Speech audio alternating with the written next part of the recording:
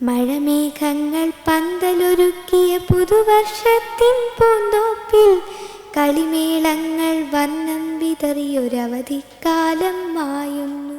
ഇപ്രാവശ്യത്തെ സ്കൂൾ പ്രവേശനോത്സവ ഗാനം രചിച്ച് മലയാളികളുടെ മനസ്സിലിടം നേടിയ പത്തനംതിട്ട അടൂർ വടക്കെടുത്തുകാവ് സ്വദേശിനി 10ാം ക്ലാസ് വിദ്യാർത്ഥിനി ഭദ്രഹരി കഴിഞ്ഞ ഏപ്രിൽ മാസത്തിൽ റിപ്പോർട്ടറിനോട് മനസ്സ് തുറന്നിരുന്നു. യമുനാ നദിയെക്കുറിച്ച് താൻ രചിച്ച 52 വരികളുള്ള കവിത ഭദ്രഹരി പ്രധാനമന്ത്രി നരേന്ദ്രമോദിക്ക് അയച്ചിരുന്നു.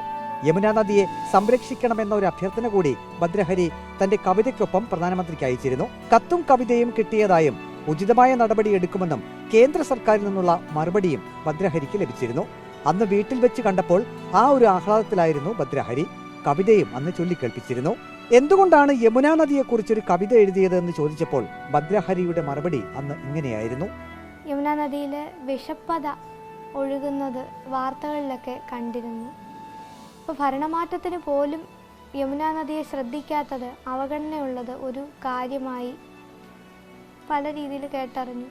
പിന്നീട് കുറച്ച് ദിവസങ്ങളൂടെ കഴിഞ്ഞപ്പോൾ ഓക്സിജൻ്റെ അളവ് വളരെ കുറവാണ് എന്നും ശ്രദ്ധയിൽപ്പെട്ടു. ഇത്രയൊക്കെ വാർത്തകൾ കേട്ടപ്പോൾ ഞാൻ പിന്നെ ഗൂഗിളിൽ ഇതിനെപ്പറ്റി, യമുനാ നദിയുടെ പൊല്യൂഷനെ പറ്റി കുറേ സെർച്ച് ചെയ്തപ്പോഴാണ് അറിഞ്ഞത് ഇത് മാത്രമല്ല, ഇതിലും മോശമാണ് യഥാർത്ഥ അവസ്ഥ. പല സ്ഥലങ്ങളിലും ഈ വാർത്തകളിലുമൊക്കെ വരുന്ന ചിത്രങ്ങളെക്കാൾ കൂടുതൽ മോശമായ രീതിയിൽ യമുനാ നദിയിൽ വിഷപ്പതയുണ്ട്. നമ്മുടെ പുരാണങ്ങളിലൊക്കെ വളരെ ശുദ്ധമായി തെളിഞ്ഞൊഴുകുന്ന ഒരു പുണ്യതീർത്ഥം എന്നുള്ള നിലയിലാണ് യമുനയെ ചിത്രീകരിച്ചിരിക്കുന്നത്. അപ്പോൾ അതുപോലെ പഴയതുപോലെ യമുന വീണ്ടും ഒഴുകണം എന്നുള്ള ഒരു ആഗ്രഹം കൂടി അതിൽ ഉൾപ്പെടുത്തിയിട്ടുണ്ട്.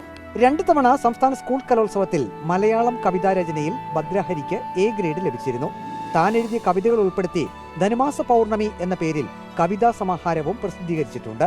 അടൂർ ഡെപ്യൂട്ടി തഹസിൽദാർ ഹരീന്ദ്രനാഥിന്റെയും അധ്യാപികയായ സുമയുടെയും മകളാണ് ഭദ്രഹരി. ഒരു പ്രഭാതം നിനക്കായി പിറക്കുമെന്നൊരു പ്രതീക്ഷനിൽ മിഴിയിൽ വിടർന്നിടും, വീണ്ടും ഒരു മൃദുസ്മേരം തളിർക്കുമെന്നവനി തൻ പുത്രിയായി നീ പിറന്നിടും.